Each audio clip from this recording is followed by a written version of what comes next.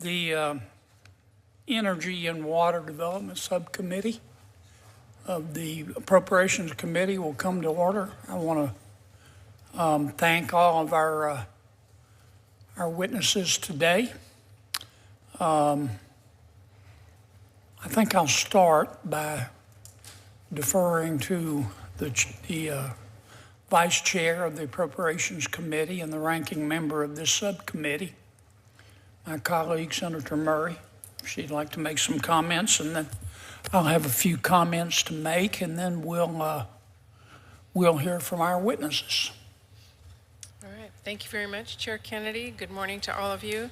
Acting Assistant Secretary Forsgren, Lieutenant General Graham, Acting Assistant Secretary Cameron, thank you all for being here today. We are here today to talk about the fiscal year 2026 budget requests for the Army Corps of Engineers and Bureau of Reclamation. Whether they know it or not, every American depends on the work of these agencies every day, and that's especially true for folks in my home state of Washington and anyone who lives out west or near a major waterway.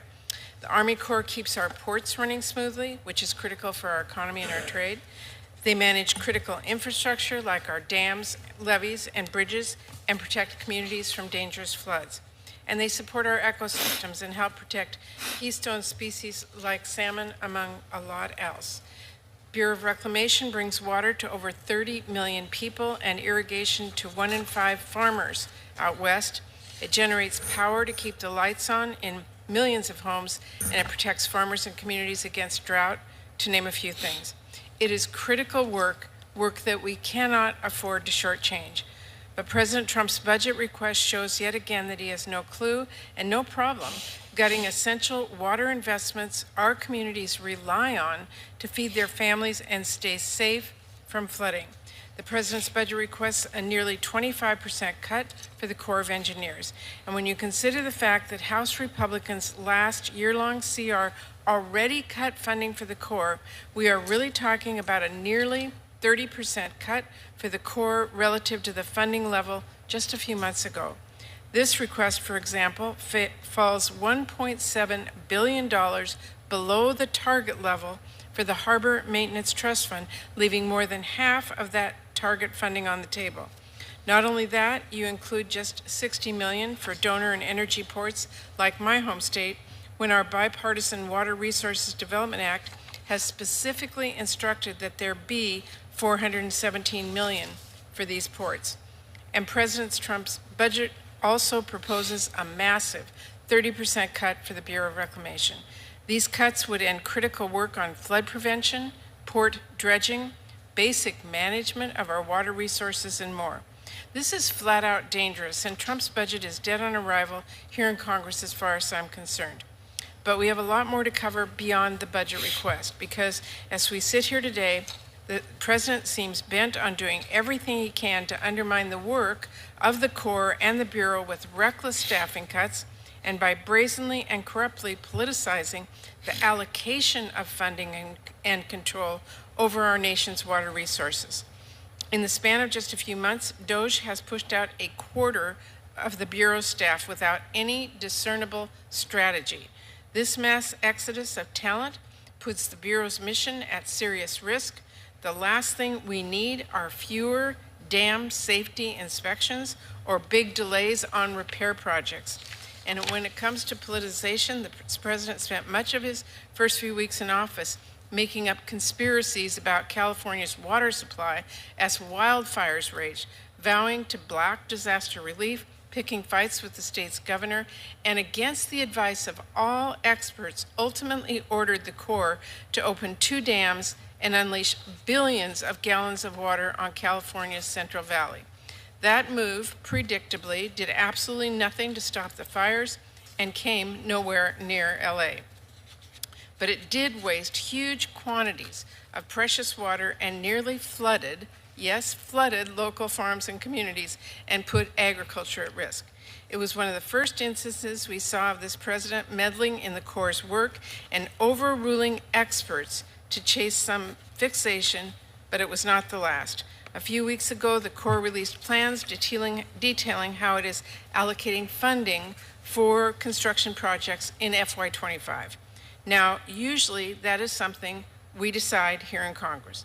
But that decision-making power was turned over to Trump administration with the House Republicans' year-long slush fund CR. That was one of the many reasons I voted against that bill, and it's a reminder to all of us about why we do need strong bipartisan spending bills. So instead of allocating construction funding to projects that were selected in both our bipartisan Senate Appropriations bill and the Republican House bill, and giving funding to red and blue states roughly evenly as both bills did, this administration decided to steal hundreds of millions of dollars in critical investments from blue states and steer those investments instead to red states and the president's political allies. Every single construction project in California, the most populous state in the country, was zeroed out. We're talking about funds that protect people in one of the most flood-prone states in the country, gone. And Trump completely defunded construction at the Howard Hanson Dam in Washington state, leaving a literal hole in the ground. This is a shovel-ready project that will ensure water reliability for over 1 million people in the region.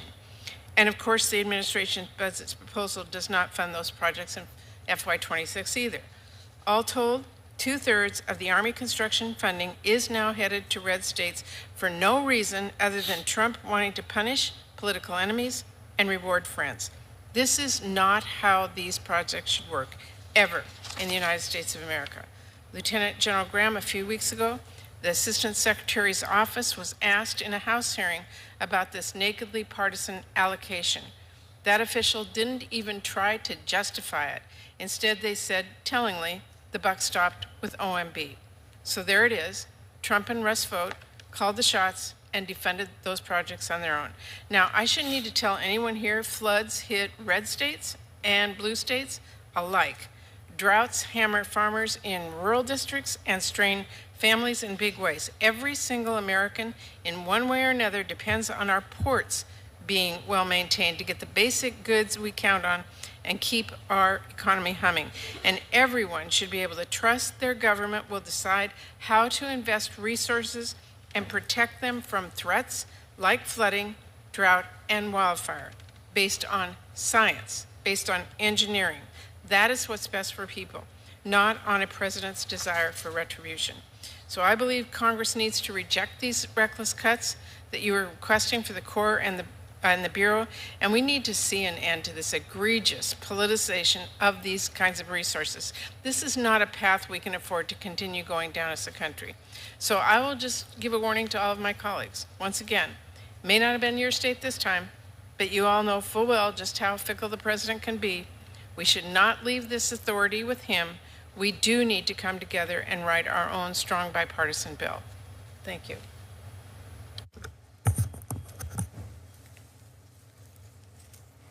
Put Senator Murray down as doubtful, gentlemen, about your budget. I look at your budget. A decrease of 23%. That's $2 billion from fiscal year 25 enacted. A reduction in funding for the Mississippi River and tributaries account of 29%. That's $106 million. A reduction in funding for the operation and maintenance account of 28%, $1.6 billion. The budget doesn't propose any use, none, of the Inland Waterways Trust Fund receipts, and proposes to use only $1.7 billion from the Harbor Maintenance Trust Fund. That's about $1.7 billion less than the congressional target. I was reading the other night, I don't remember the exact figures, but scientists estimate that there are 2 to 3 trillion galaxies in the universe.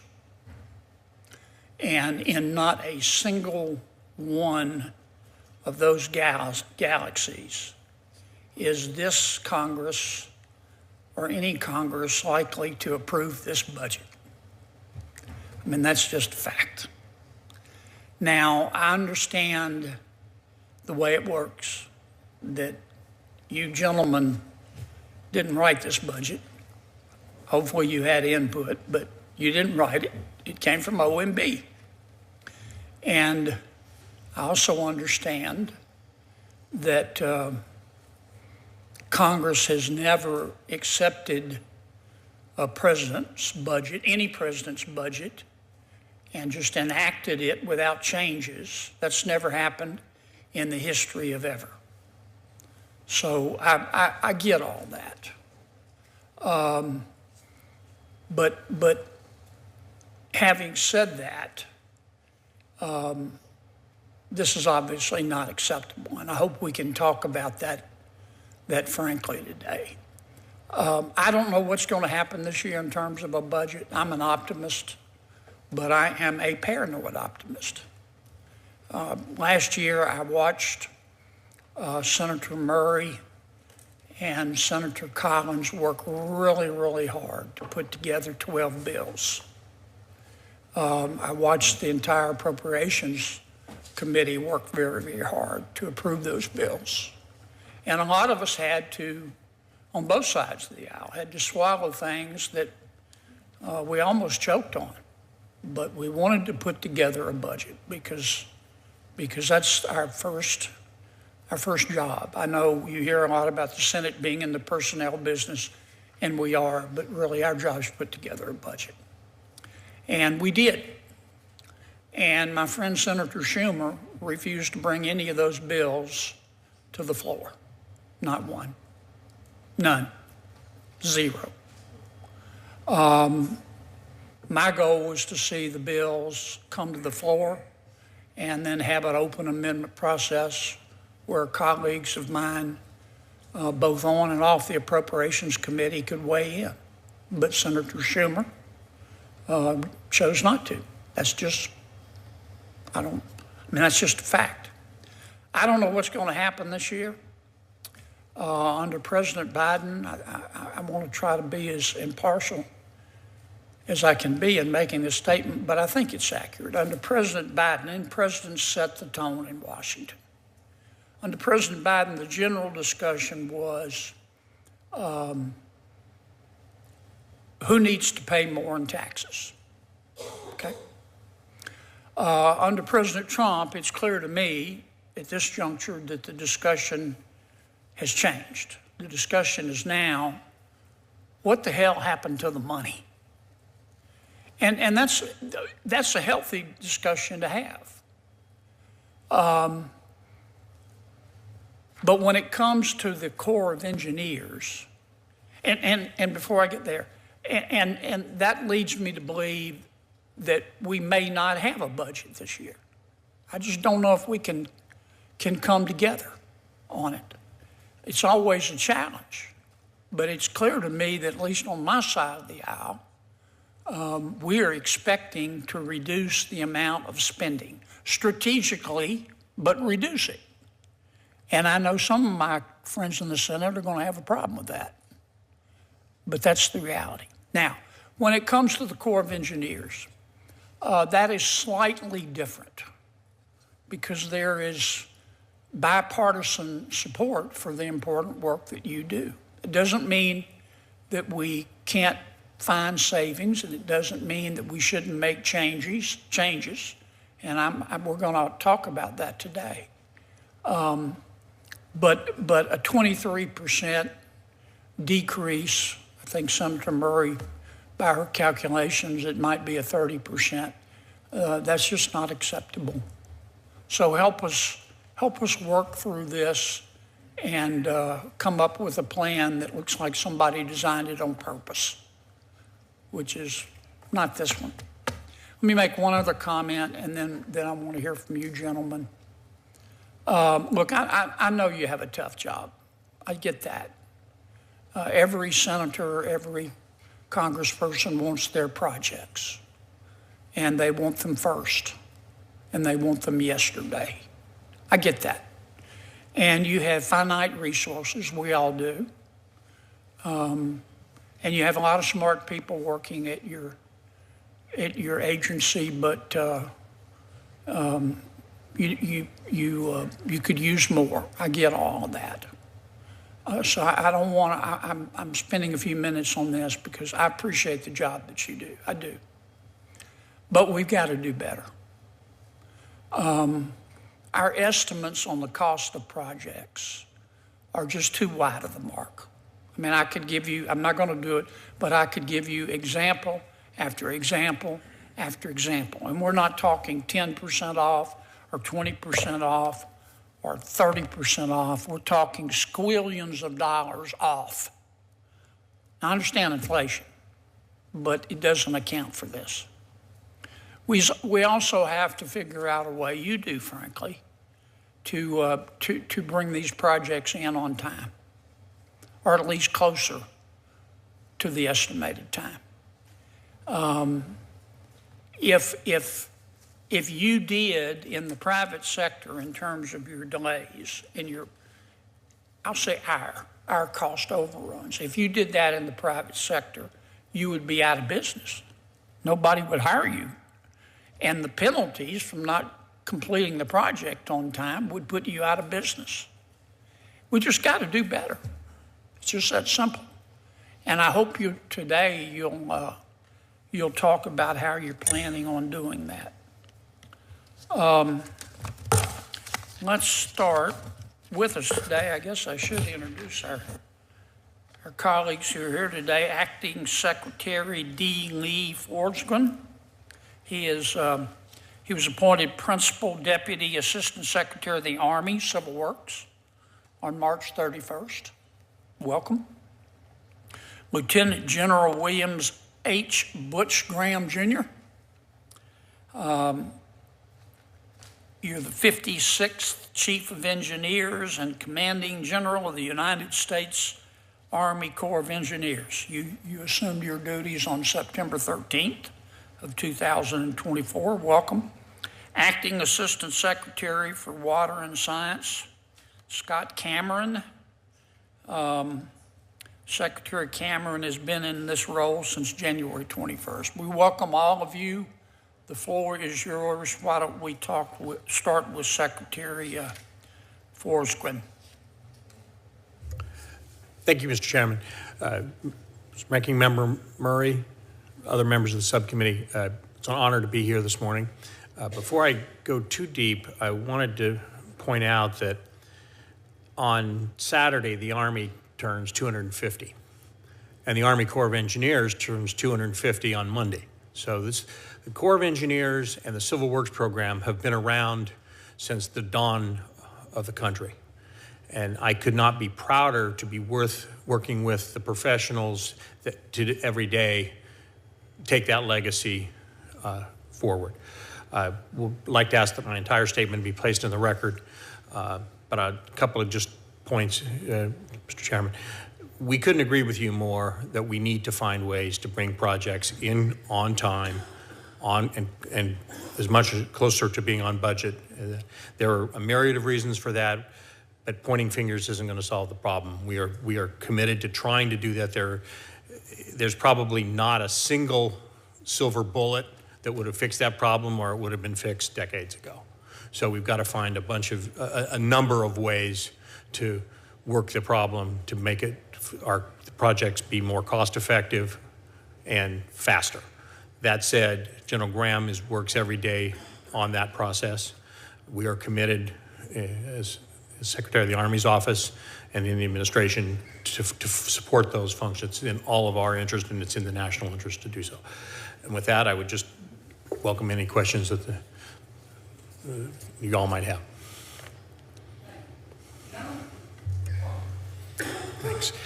Chairman Kennedy, Ranking Member Murray, I'm honored to testify before you today in regard to the President's fiscal year 2026 budget for the United States Army Corps of Engineers. As we've heard this morning, the Corps Civil Works program is absolutely key to the nation's commercial navigation flood and storm damage reduction, and aquatic ecosystem restoration missions, amongst others. To highlight a couple of those, the navigation program underpins the entire national economy, ensuring that commodities can move reliably and efficiently. Our flood and storm damage reduction program maintains over 746 dams and over 13,000 miles of federal levees that protect over 200 billion in flood damages avoided, averaged over a 10-year period. The 2026 President's budget is performance-based and focused on high-performing projects and programs, and the Corps uses a targeted approach to invest in the water resources that benefit the nation now and into the future. Chairman, we absolutely take you seriously on we've got to improve delivery. Our objective every day is to safely deliver quality projects on schedule and within budget. That's our objective. It's not a goal, it's our objective. To this end, we've improved our ability to measure our on-schedule performance. And right now, when I checked this morning, we're at 81%. That's a low B, and that's unacceptable. This performance, as you've discussed, is influenced by factors that we can't control, such as inflation, but there's a bunch that we can control, and I'd like to highlight three, and then we're organizing the Corps around these three. First and foremost, we've got to get the engineering right, and we've got to get the engineering right before we ask for authorization. It's like coming up to the authorizing committees and saying, I need a house, and I put a price tag on it, but I didn't tell them I need a 4-bedroom house with a 2-car garage. Right? We've asked for authority to build things where we haven't had the scope nailed down fully. And in the engineering terms, the design needs to be matured at least to the 35% design before we ask for the authority to build it. And that's my commitment to you. I'll sign no chief's report unless the engineering is advanced to the 35% design. Second thing we need to do is we've got to get the project management right. And Chairman, that's what you said. We've got to make good schedules that have contingency to deal with the unknowns, and then we've got to stick to those schedules with a great sense of urgency. And the last one is we've got to get the team that's building this right. We're striving every day to bring in the right team members or the right contractors to augment our team to build these facilities. So the path to successful delivery is clear. Plan projects thoroughly, build them rapidly with predictable funding, and have the right team of master craftsmen to deliver them. And I look forward to working with this committee to stay on that path, and I look forward to your questions. Thank you, General. Mr. Secretary. Thank you, Chairman Kennedy, Ranking Member Murray, and Senator Hyde-Smith for the opportunity to testify to you today on behalf of the President's 2026 budget request for the Bureau of Reclamation. Reclamation's projects and programs serve as the water and power infrastructure backbone of the American West, constituting an important driver of economic growth in hundreds of basins throughout the 17 western states. Reclamation manages water for agriculture, hydropower production, municipal and industrial use, and provides flood control and recreation for 90 million people. Recreation's activities support economic activity valued at $64 billion and support approximately 500,000 jobs. Reclamation delivers 10 trillion gallons of water to millions of people each year and provides water for irrigation of 10 million acres of farmland, which yields approximately 25% of the nation's fruit and nut crops and 60% of the vegetable harvest. Water and related resources account ensures reliable water and energy for agriculture, industry, cities, and rural populations, foundational pillars of the President's America First agenda. These investments deliver tangible results aligned with executive orders promoting energy dominance and streamlined governance. The Central Valley Project in California maintains and modernizes facilities and increases water conveyance to Southern California and the San Joaquin Valley. The Klamath Project in Oregon and California ensures operational flexibility for irrigation deliveries and natural resource management. The Bureau of Reclamation's work on the Colorado River directly advances presidential priorities of securing American energy, ensuring domestic water supply, and asserting sovereignty in international negotiations with Mexico. Through the Lower Colorado River Operations Program, including implementation of the drought contingency plans and binational agreements with Mexico, Reclamation enhances water supply reliability for U.S. communities while acknowledging our treaty obligations. We're working very closely with the 7 Colorado River Basin states at this point because a number of key agreements expire in 2026. And we are working very hard to find a 7-state solution that the 7 governors will find agreeable to manage the water resources, increasingly scarce water resources of the Colorado Basin for the next 20 years. Thank you for your time. I look forward to answering your questions. Thank you, Mr. Secretary. I'm going to listen for a while. My guess is Senator Murray has some questions. I do. The floor is yours, Madam Vice Chair. Thank you very much, Mr. Chairman. And thank you for your testimony this morning. General Graham, let me start with you. The Howard Hansen Dam project is to address dam safety issues, provide additional water supply, and meet the Corps' legal obligations by opening up miles of critical salmon habitat. Would you agree with that assessment? Ranking Member Murray, yes. The Howard Hansen project right now is the one we're working on is primarily a fish passage to figure out how to get small juvenile fish off of a high head dam, which we've never done before. But it's part of a larger project that provides, as you said, critical flood risk management and water supply protection to the southeastern part of Seattle.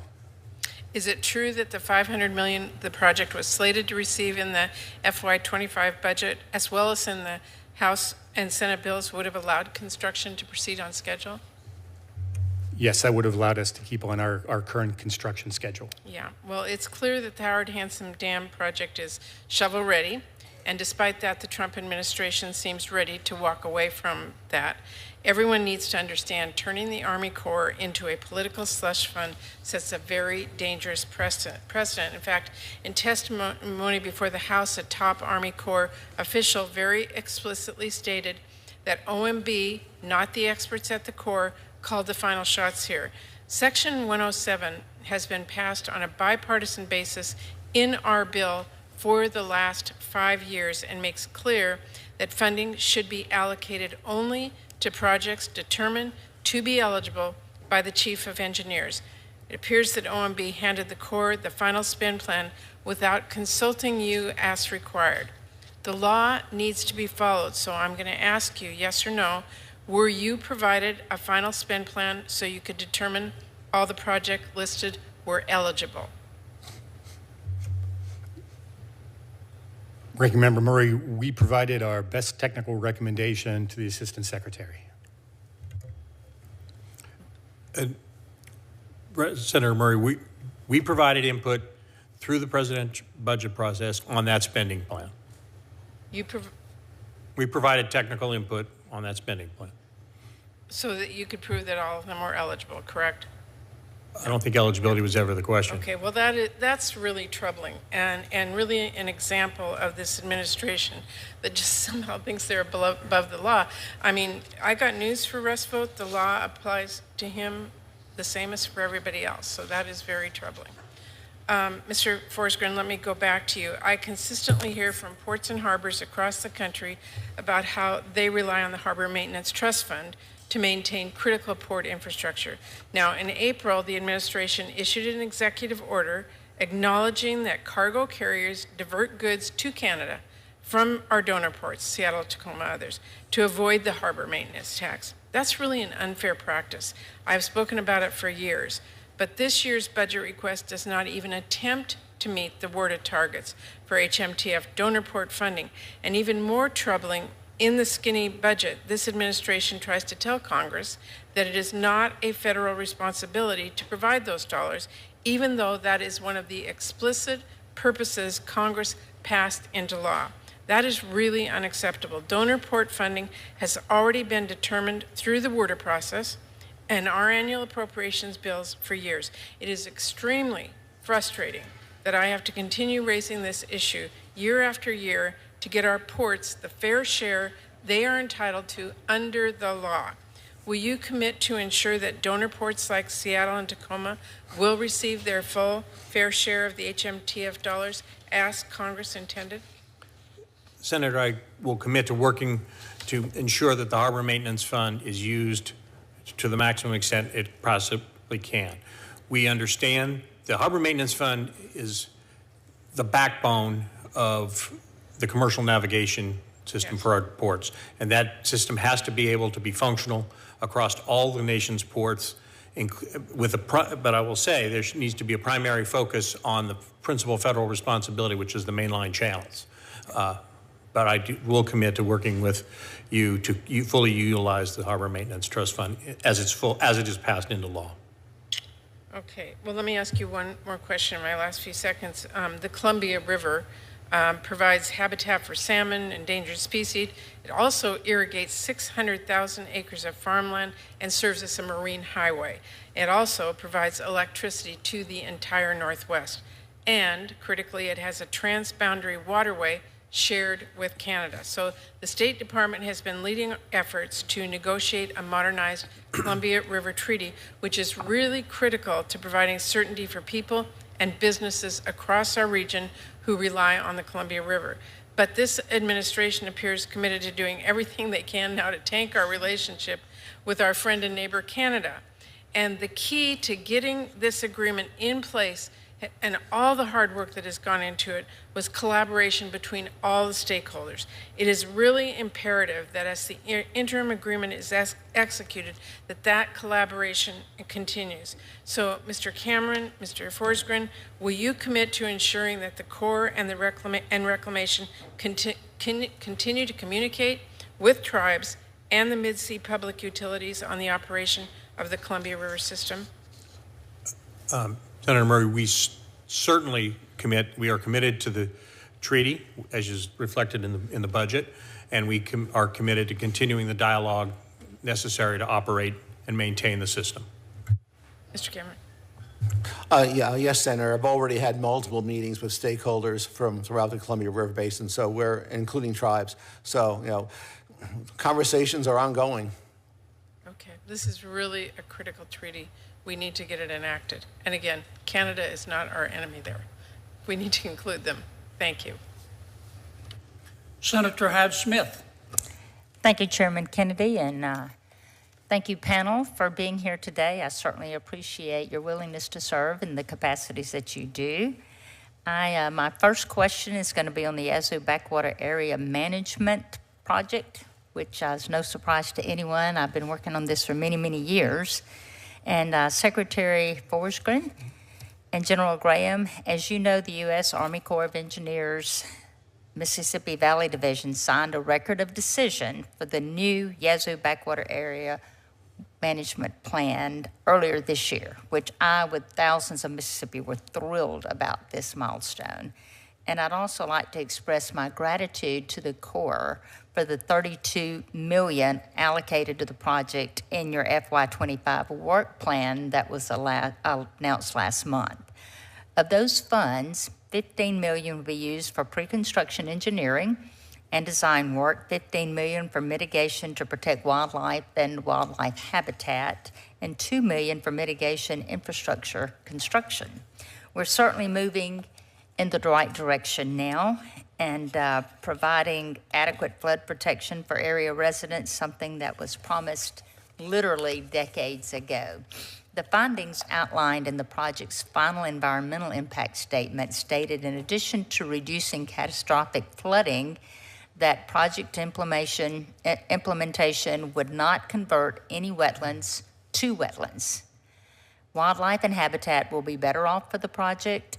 Aquatic resources will be better off with this project. Water quality will be better off with this project. Everything is positive here. Everything will be better off.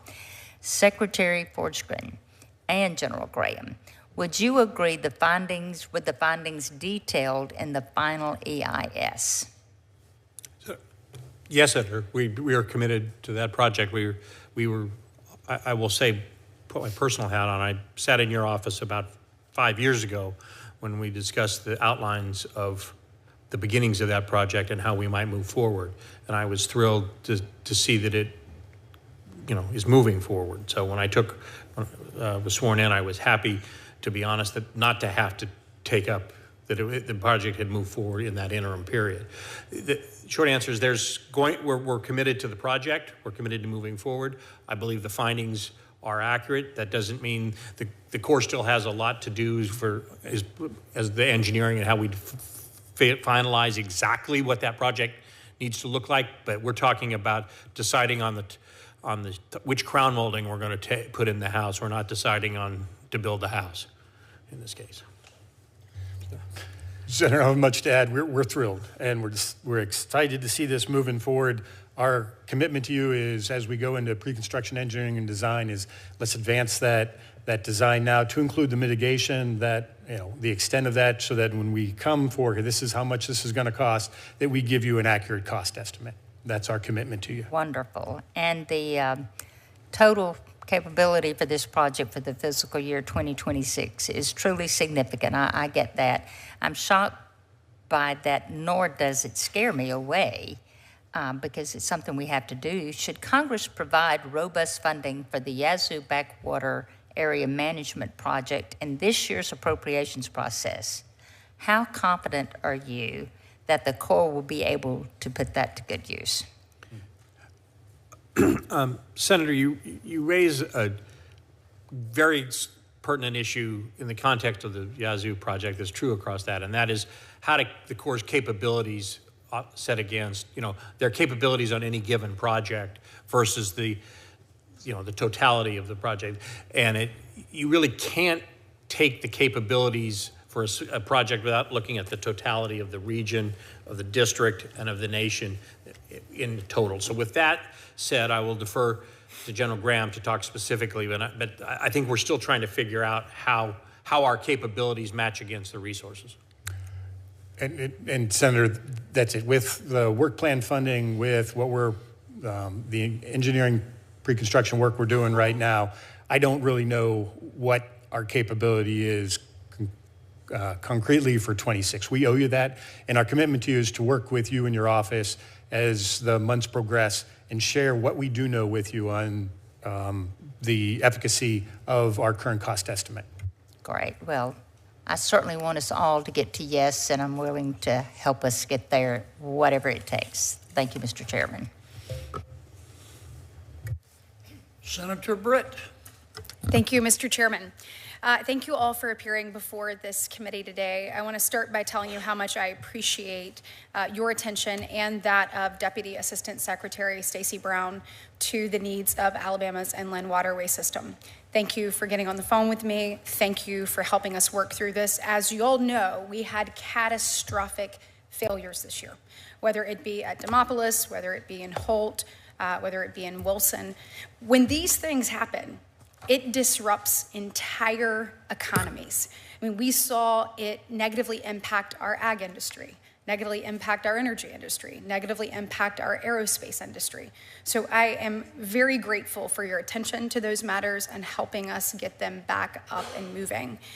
That being said, I'm also pleased to see that the work plan budgeted for repairs in Demopolis and Holt, and also appreciate what you're doing in Coffeyville as well. I think it is imperative that we actually fix these things before they become a problem. And so that's my question to you. How do we get to the place where we are doing the type of maintenance that is needed to prevent these failures, on time, on budget, but ahead of when they actually occur? And so, Mr. Forsgren, let's start with you. I know there's a substantial O&M backlog.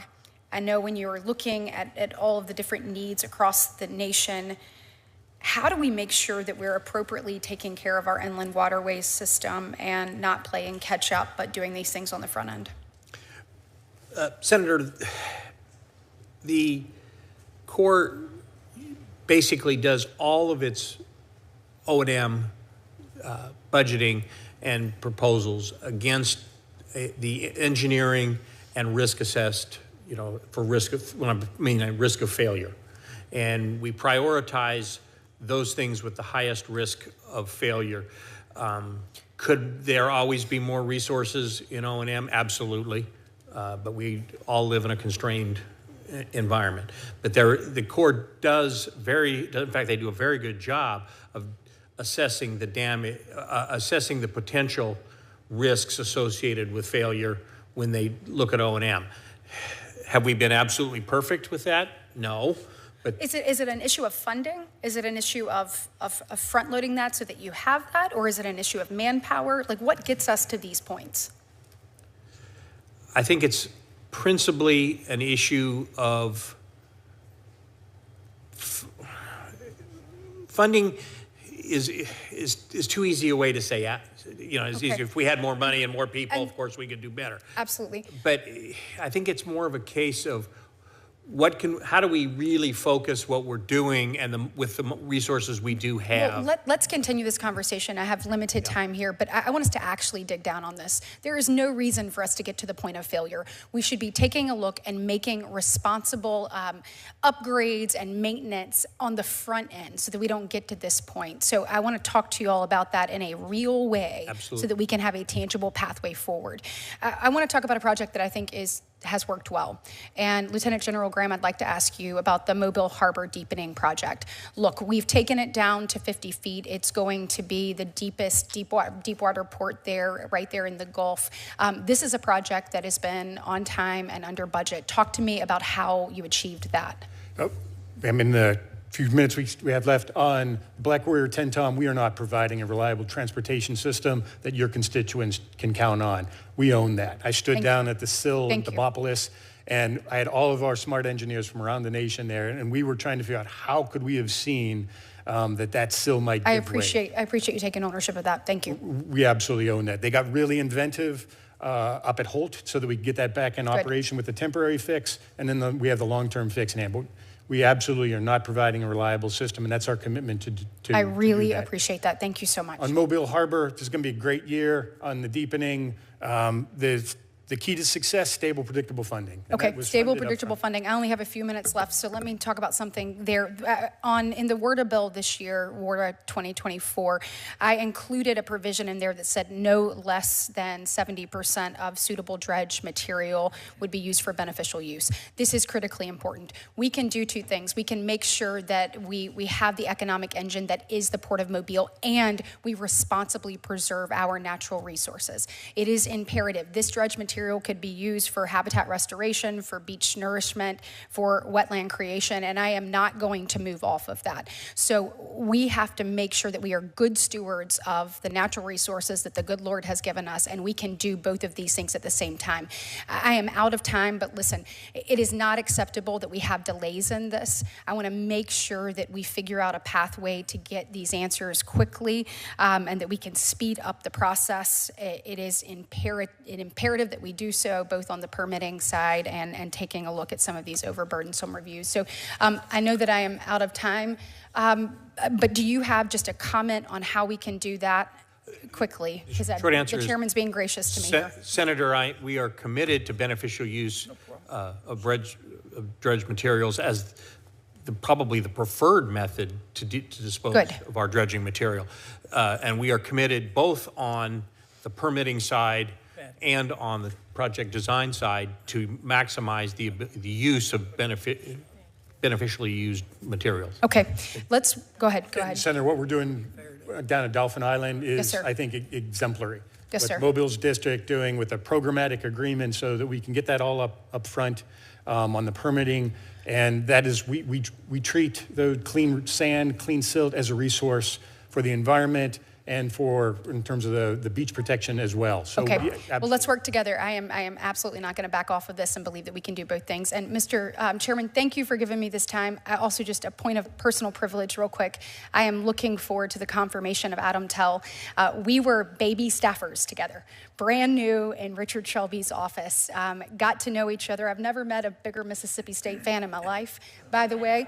So you all get ready for that. But worked with he and his wife Shelby through the years. He is a true public servant. He is a tireless advocate for America's infrastructure. I mean, in addition to that, he happens to be an Alabama native.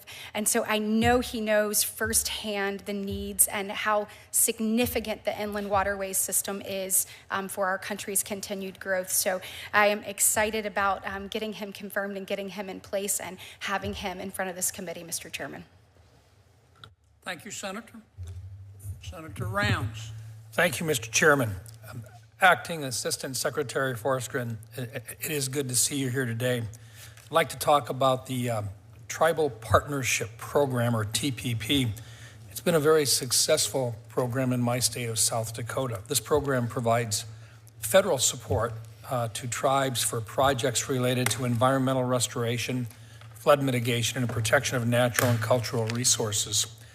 The Water Resources Development Act, or WRDA, of 2024 made the Tribal Partnership Program permanent, allowing the U.S. Army Corps of Engineers to continue supporting this important work. Do you believe the U.S. Army Corps of Engineers currently has the resources necessary to effectively continue executing projects under the TPP? Yes, Senator, I believe we do. There are many ways that we can reach the goals of that partnership to work with tribes to enhance their water infrastructure. Good. Look, I think these tribal nations really do want to have an ongoing and working relationship. These are areas that can really improve the economic opportunities and literally the safety in those areas as well. Consultation is critical. They appreciate not only the idea that we can work together, but the clear evidence is when we actually ask their opinion, we get their feedback, and then we work in a consultative way to get a project done. We commit to continuing the tribal consultations. Thank you, sir. Lieutenant General Graham, thank you, first of all, for being here today, and thank you for your service to our country. Nearly 1 year ago, southeastern South Dakota experienced some catastrophic flooding. Record rainfall destroyed numerous homes and caused significant damage to public infrastructure. General Graham, the U.S. Army Corps of Engineers plays a vital role in flood response efforts. Each year, Congress allocates funds specifically for disaster-related flood work, enabling the Corps to support preparedness, response, and recovery measures. In your view, does the Corps currently have the capability to adequately prepare local communities for large-scale flooding? So, Senator, on the emergency response side, on Public Law 8499, I believe we do. Working closely to use those authorities and those appropriations to the maximum extent possible. We've been very aggressive with that over the last couple of years. And then working with the Federal Emergency Management Agency under the Stafford Act, we can bring in the expertise of the Corps on flooding, particularly to the area along the Big Sioux River. I'm excited to see in the President's budget that we've got a new start for a study to take a look at the core project that exists there and see if we can improve it. Understand that putting a dirt berm across I-29 is probably not the best solution we could come up with. It was what they could back in the 70s. But so our commitment to you is we're excited to see this is a known problem, and we're committed to working with you to solving this. Yeah, look, there was a beautiful residential district there called McCook Lake. And basically what this did was to divert the water, and it diverted it right through that residential district. There's a better way to do it. And we'll look forward to working with you to see that we find the appropriate plans so that when this happens again in the future, and it will, that those types of flooding conditions are diverted so that there is less damage to public property and infrastructure in that region. Thank you, sir. Assistant Secretary Cameron, first of all, I want to thank you for being here today. As you know, Congress has authorized the Bureau of Reclamation to design and construct rural water supply projects. These projects are intended to deliver potable water to rural communities in western states. To advance large-scale water projects, two types of federal authorization are required. First, the authority to conduct a feasibility study and the authority to construct the project. There are 3 regional water organizations in South Dakota are currently seeking congressional authorization to conduct feasibility studies. If these entities receive the necessary authorizations, will the Bureau of Reclamation have the capacity to promptly initiate and complete these studies? Thank you for that question, Senator. We are committed to working with those communities to help them figure out how we can proceed with feasibility studies. And in the event that Congress authorizes the work, we will find a path to advance that activity. In a timely fashion? Yes, sir, given the availability of resources. Okay, I noticed that the budget is not the best this year. It means that if we can get some money in there for that purpose, we'll get her done. Happy to work with you on that, sir. I point out, you mentioned tribes earlier.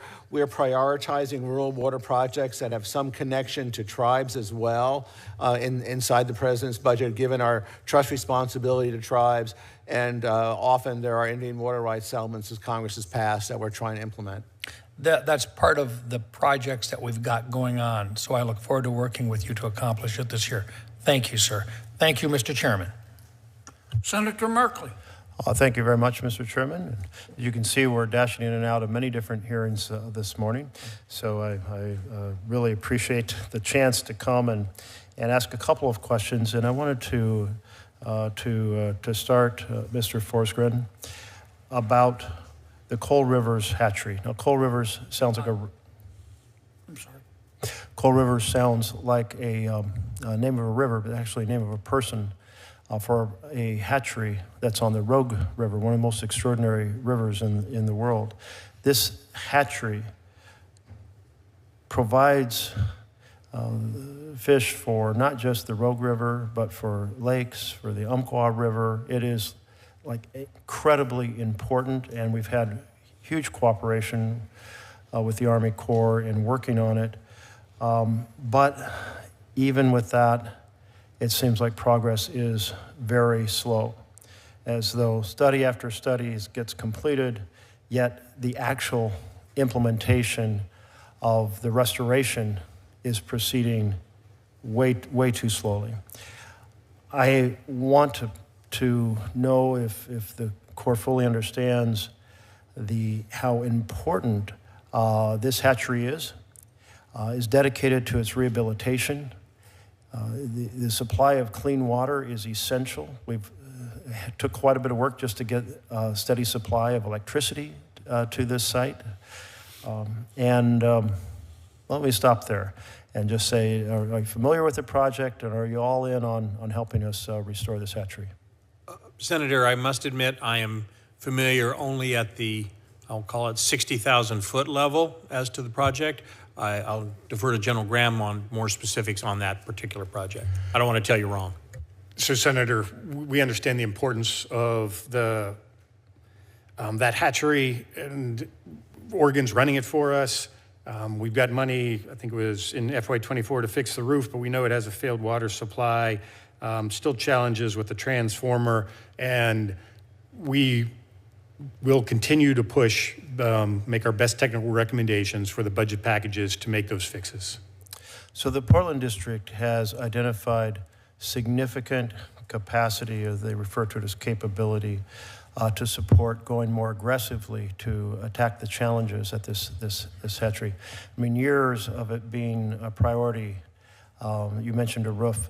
Like, it's a complete rebuild. Even the challenge of the water not being properly supplied and filtered, causing the death of a number of the hatchery projects.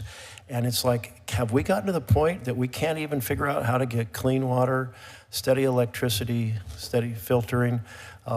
So what would the Army Corps be able to do if Congress were to appropriate full capability for this project, given the Portland District is telling us they have that capability? I will put some context over, and then I'm going to let General Graham give the specifics.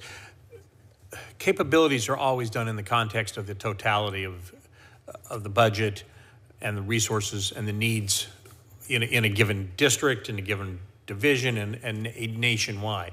And so, yes, you know, the Corps may have, on paper, have the capacity to do this or that, if that as a complete focus on that project, to the exchange of other, you know, to the detriment of other projects in the same region. So it's really to say that a district has capacity is always a little bit of an unfair thing, because it has to take into account the totality of the program. Because of my shortage of time, I'll just note, here's the deal. When these dams were built, a promise was made to everyone that the Corps would make sure that these hatcheries provided the fish that could not go upriver to spawn. That promise is being broken.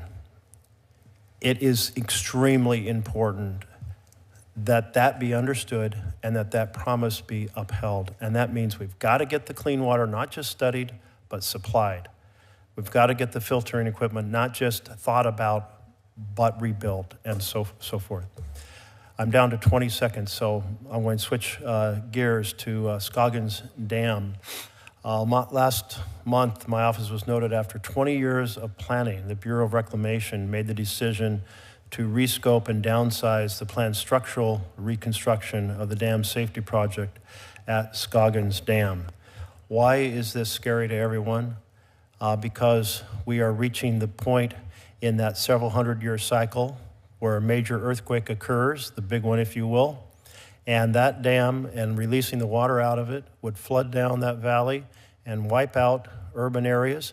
And yet, after 20 years of investment in planning, we are hearing that the goal of strengthening that dam to prevent that type of catastrophe is being abandoned. Why?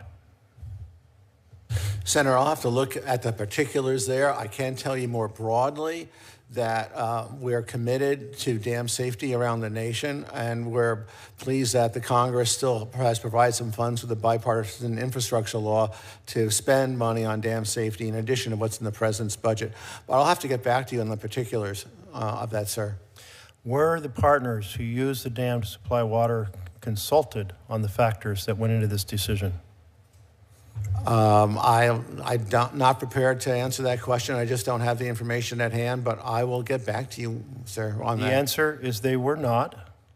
Can you commit to ensuring that the Bureau will work with the community on a path forward? I can absolutely commit to that, sir.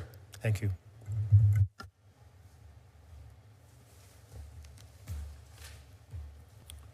Mr. Chairman, not seeing any of my colleagues across the aisle, I have one more question if you have time for it. Go ahead. So I wanted to address the challenge in the Klamath Basin. It's been plagued by drought for many years. Water is precious in the basin and vital to the survival of the community. The stakeholders have all come together to support each other in a whole variety of projects. One of those projects was to install sensors. They're referred to as SCADA sensors along the Klamath project to allow real-time water evaluation in order to do real-time water management. This was passed into law in March 2022. The sensors have not been installed. Can anyone give me a sense of when this project is going to be completed? I'm not prepared to give you a timeline right now, Senator. I will say we are aware of that issue with the SCADA sensors and believe the funding is available to move ahead. But I'd be happy to provide a schedule for you after the hearing. Thank you. If you'll commit to briefing me and my staff, I'd certainly appreciate it. Absolutely, sir. I'll tell you, folks, listen, that $5 million is written into law. This first phase of this is putting sensors on poles that stick in bodies of water. How is it we seem to go years unable to get a project funded, it's funded, but nothing happens? And that is really frustrating. We're only a few months into this administration, but maybe the new team can get this done. We'll look into it, and we'll look forward to briefing you and your staff on a path forward, sir. Thank you. Senator Peters. Thank you, Mr. Chairman. Gentlemen, welcome to the committee. I want to start by first focusing on the Sioux Locks, project of national significance. Simply put, an unscheduled outage of the Poe Lock, which is the largest lock at the Sioux, would devastate the economy, harm our manufacturing sector, and jeopardize national security. To put things into perspective, just a 6-month unscheduled outage at the Sioux would result in an estimated 11 million jobs lost and 1.1 trillion hit to the economy. I think that's a classic definition of critical infrastructure. The bottom line is we need a second Poe Lock to alleviate the risk, and I've been leading the charge with a lot of my colleagues for quite some time. Most recently, I led a bipartisan and bicameral letter advocating for the inclusion of Sioux Locks funding in the most recent Army Corps work plan and budget request. And I want to say thank you. Thank you for answering that call. Crucially, the $264 million included in the work plan will allow for the award of all remaining construction contracts, which is a big deal. And the budget request matches the project's full work capability for this fiscal year, something that I'm going to work to ensure makes it into the final funding bill. But looking ahead, I'm going to be doing everything in my power to see that this critical project actually gets completed. I think we're on a good track, but we always got to keep the eye on the ball. And so that's my question to you, Secretary Forsgren and General Graham. If you could let me know I can count on you to make sure we get this thing across the finish line and make sure I continue to have your focus. Senator, yes is the short answer. The longer answer is the President is committed to maintaining the integrity of the inland waterway and national lock system. It is, as you so articulately laid out, it is the backbone of the economy of this country, and we cannot afford, as a nation, to let that happen. And I commit, we will be working forward, looking for ways forward. Great. To enhance that system. I appreciate that, General. And Senator Peters, absolutely, it was great to see the funding in the work plan allowing us to hit those last three options. And to Chairman Kennedy, that's how we safely deliver quality projects on schedule within budget, is we keep the efficient funding flowing, and then we're never going to get better prices than what we had locked in to finish those last three options up at the Sioux. I'm heading up there in a few weeks to make sure that there are no surprises up there, and that the team on the ground has everything they need to continue to deliver, and I think we're on track for 2030, which is exciting. Great. Good to hear. Good to have you back up there soon as well. Speaking of the Sioux, I also hope that both of you will work with me to establish a special salary rate table for Sioux Locks operational and maintenance positions. I think both of you understand the challenge of getting folks there. The reliability of the Sioux Locks complex is going to hinge on those workers, and for a variety of reasons, it is very challenging. So to both of you, again, can I count on your help to make sure we have adequate staffing for the facility as it operates? Senator Peters, absolutely. That wonderful investment to make sure that this key piece of infrastructure, as you laid out, will only serve the public well if we have the right staff there. And based on kind of some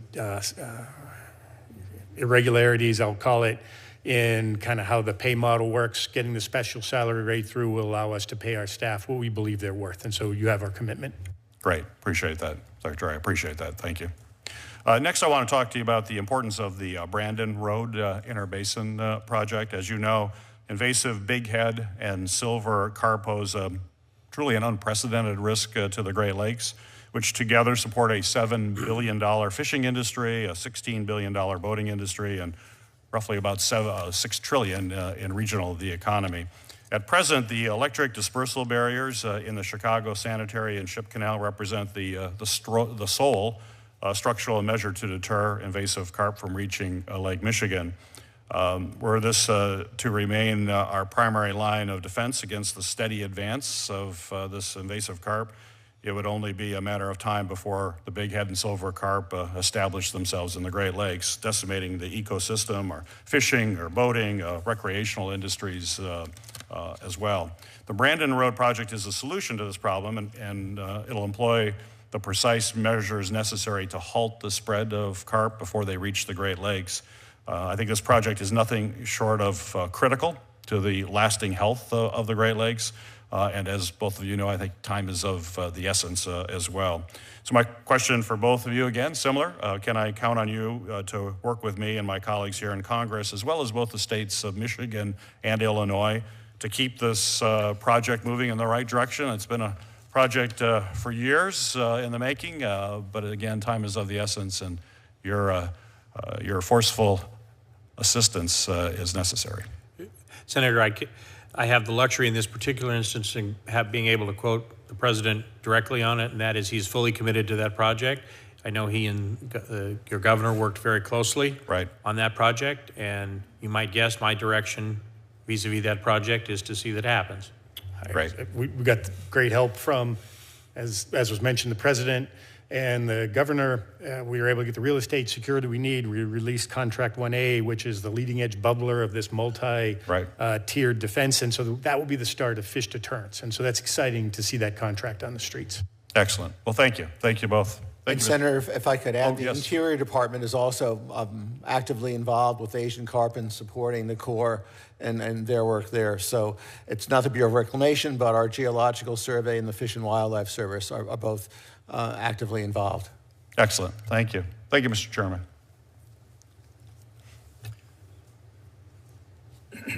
I've got a few questions, gentlemen. Let me start with you, Mr. Secretary. I'm trying to understand how you and all of you in OMB are thinking here.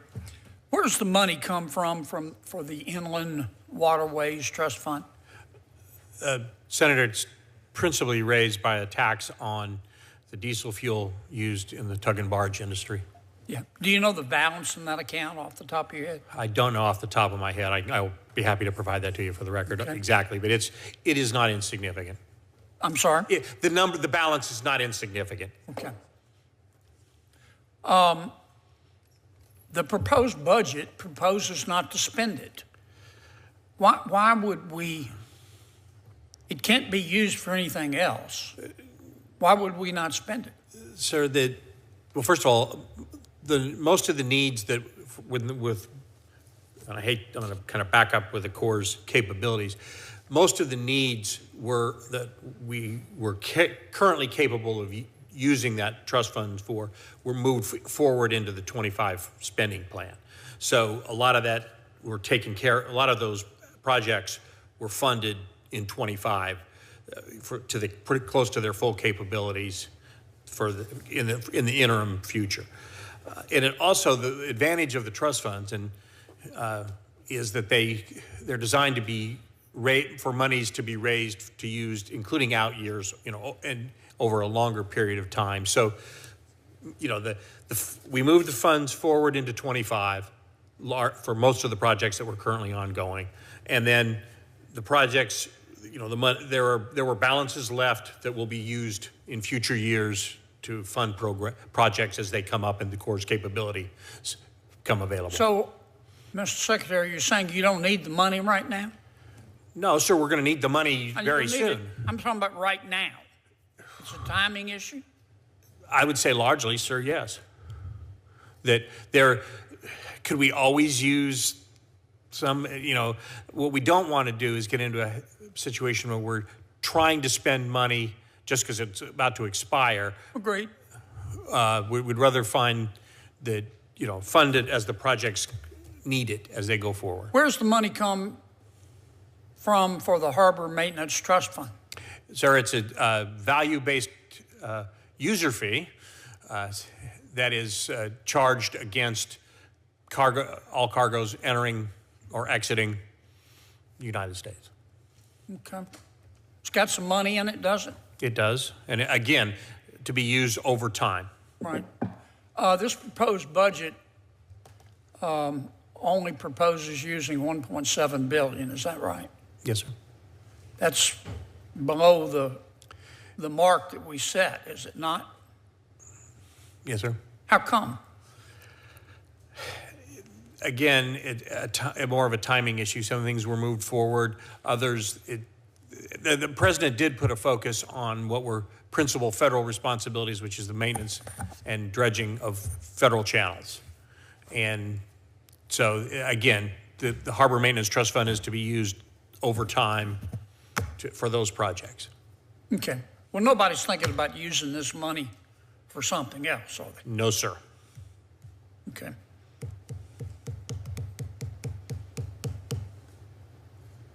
General, I want to ask you a question about bringing these projects in on budget and on time. I know you said it was engineering. We've got to get the engineering right, project management right, team right. Let me give you an example. I'm not going to beat this to death, but and I'm just picking a project. We've got a lot of projects in Louisiana, just like Alaska has a lot of projects. Everybody has a lot of projects. But the Inland Harbor Navigation Canal in New Orleans. 10 years ago, we projected it would cost about $951 million. Now the cost is up to about $4.7 billion. And the court says it will take 14 years. I mean, I understand inflation, but why? And I'm using this as an example. So Senator, the Inner Harbor Navigation Canal down there, where the intercoastal waterway bisects and gets across and up onto the Mississippi River, is absolutely key. And you know the history that we've had on multiple lawsuits and injunctions over the years. A lot of it built from the lack of trust from the local communities, particularly the lower Ninth Ward. I know. So that cost estimate, and for everybody who's listening, that IHNC is also part of the flood protection for the greater New Orleans area, the river-facing gates. So it's imperative that we get this right.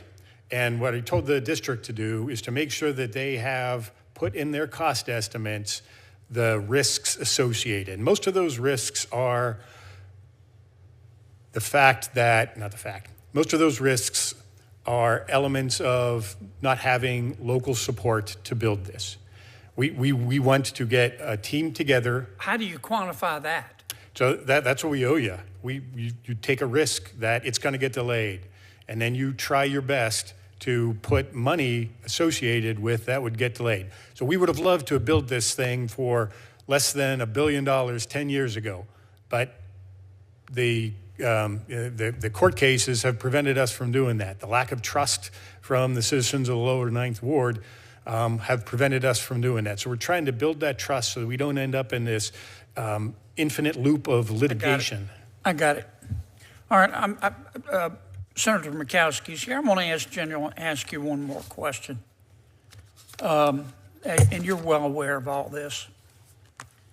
For whatever reason, sea levels are rising. Our land in South Louisiana is sinking. Part of that is because over time, sediment becomes more and more compacted. Where did that sediment come from? That sediment came from the Mississippi River, which used to overflow, which was a blessing and a curse. But our Corps did an extraordinary job at our request of levying the Mississippi River. We weighed the cost and the benefit and said the right thing to do here is to levy the river. Well, that obviously stopped the sediment. Okay? And I'm not suggesting we take the levees down, by the way. What do we do? We're not going to take the levees down. The land's sinking. There's no new sediment coming in. The sediment's becoming more compacted, and the sea levels are rising. What would you do if you were king for a day? General, let me start with you, and then I'll ask the secretary. Sure. Chairman Kennedy, so some of the projects are that we have a tremendous amount of non-structural projects going on in South Louisiana. And I'm not asking you to comment on any particular project. I get all the politics and the wailing and the national gnashing of teeth, right, and everybody's bowels are in an uproar over which one's the best one. I get that. I'm just asking you, what approach should we take? So raising homes to deal with sea level rise coming up and the land sinking, that non-structural approach is a tool that we're starting to execute at scale in southern Louisiana. What we're also taking a look at is supporting the state of Louisiana in whatever settlement diversion paths that it's choosing to take. We had, they had applied for a permit and granted it. Do you think settlement diversion works? In some instances, I believe it does. It has to be done very carefully. And anytime we move the Mississippi River off from where it's going to someplace else, that's going to have tremendous forces. And so we have to take a look at that mindfully. But I believe we have the engineering expertise, and working in conjunction with the state, I believe that we can use that tool effectively. Now, do you, on this settlement diversion, Are you saying we should do it in small amounts? Pilot projects. Larger amounts, or does that matter? I think pilot projects to prove that we know what we think we know are always wise. So you're thinking of a pilot project? I think those. We've done some. We have done some. We don't have enough pilots? I owe you a better, more detailed answer on that. Okay. What do you think, Mr. Secretary? Senator, I certainly agree that the Corps' expertise in moving and doing sediment projects and doing a traditional Corps approach will be one of the tools that has to happen. I think we need to think about the other side of some of the stuff the Corps does, and that's using the regulatory program to create some incentives for the private sector to do positive things. For example? I'll use a perfect example in South Louisiana. Right now, in the 404 program, we cannot give a mitigation bank credit for preventing subsidence losses of wetlands. Those coastal wetlands losses are amounting to about the only losses nationally in wetlands resources. But we don't have a mechanism now between, I don't think it's law, it's really regulation, that would allow someone, for example, there are several large landowners down there that at a relatively low cost, a few $1 million, could, barrier the breaches that have been into the coastal wetlands for a long time, and that would stop some of the saltwater incursion, which accelerates the wetlands losses and some of the subsidence. But if they could sell credits for 404 purposes for elsewhere in Louisiana, that would provide the economic incentive for doing that. But we can do it, so now you've got people in South Louisiana going up to North Louisiana to buy credits, to do development. Gotcha. There's a mismatch. We need to find some more creative ways to use the regulatory system in a positive manner to help. Okay. I want to sit down. We'll sit down and talk about that. Absolutely, Senator. Thank you for your creative thinking. I want to be sure I understand you, General. You think diversion works? I believe there's cases where it can be part of the solution. Yes. You think it can work in South Louisiana? Yes. Okay. Senator. Love these conversations. This is why the Corps is so important. Quite honestly, we need really smart people, really good engineers to figure out some of these challenges, whether it is what you're facing down there in Louisiana with the loss of your wetlands and the subsidence and all of that. We got other problems up north that come about through coastal erosion, river erosion, the permafrost melting. We've got subsidence there. It's just a different kind. But at the end of the day, we're all looking to the Corps for many of these answers. And like your situation in Louisiana, there is no small project that I can find in the state of Alaska. The thing that should be simple is not simple. These are legacy projects. And whether it's Lowell Point, most people in America will never hear of Lowell Creek Tunnel and why it's important, but it's going to save a little community like Seward. But honest to God, it's 20 years, maybe more in the making. I'm not even going to count the dollars. But that's not what I want to talk to you about today. I want to talk to you about the Port of Nome, because I'm worried that as we're looking at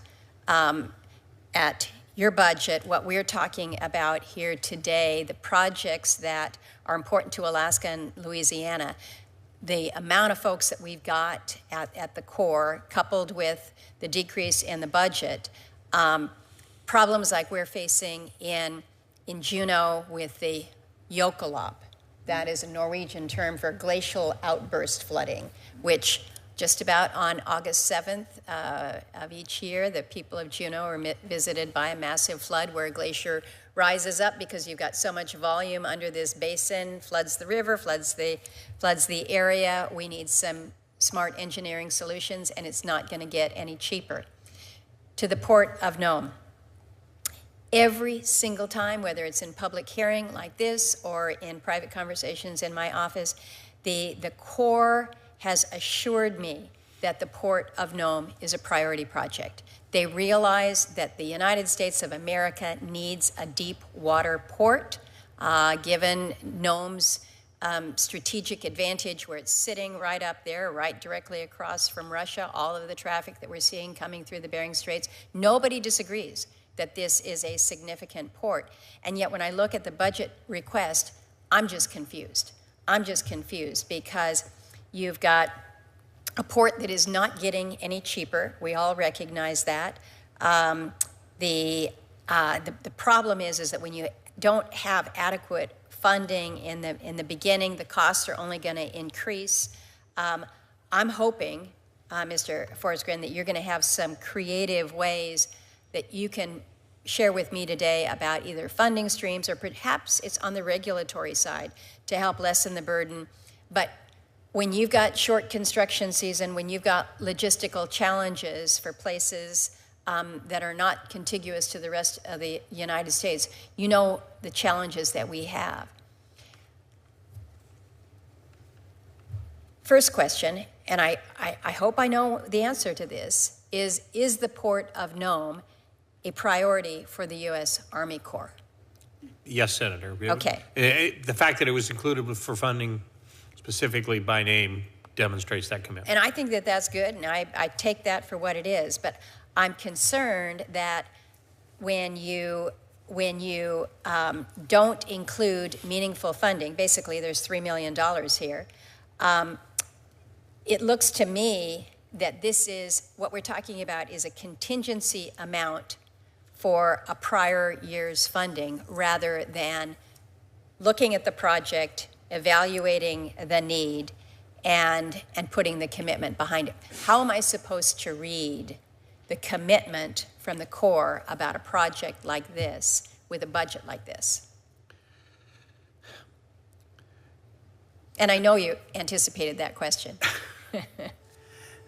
I did, but that doesn't make the answer any easier. No, it doesn't, because it defies a rational explanation, in my view.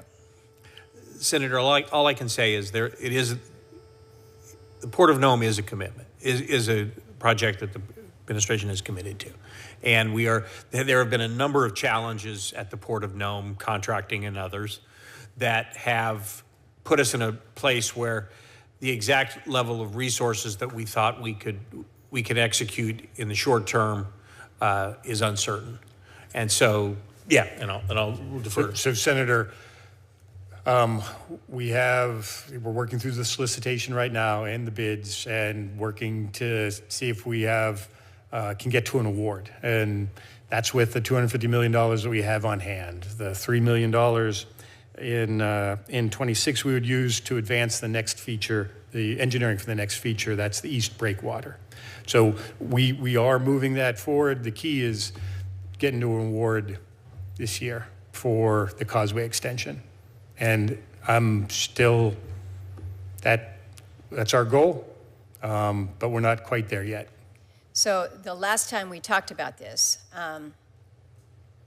we've had many, many, many conversations about this. The effort was going to be to see if you couldn't attract more interest from outside contractors. I'm told that has happened. I'm told that we're further along with getting a successful bid out there. But what you're both sharing with me today by body language and words is not very comforting, actually. We're further along, certainly, Senator. This is still all part of the acquisition process. Talked to the district yesterday, and they're optimistic. And define optimistic. Does that mean that we get through the bid process this summer? That's what they're optimistic about, yes. And do we actually do anything physical this year? Moving rock this year, Senator, I owe you an answer on that. As you said, the construction season's short. And I can't remember offhand the sequence of buying rock. So I owe you an answer on that. I think you need to talk to your folks in Alaska. I'm sure you have.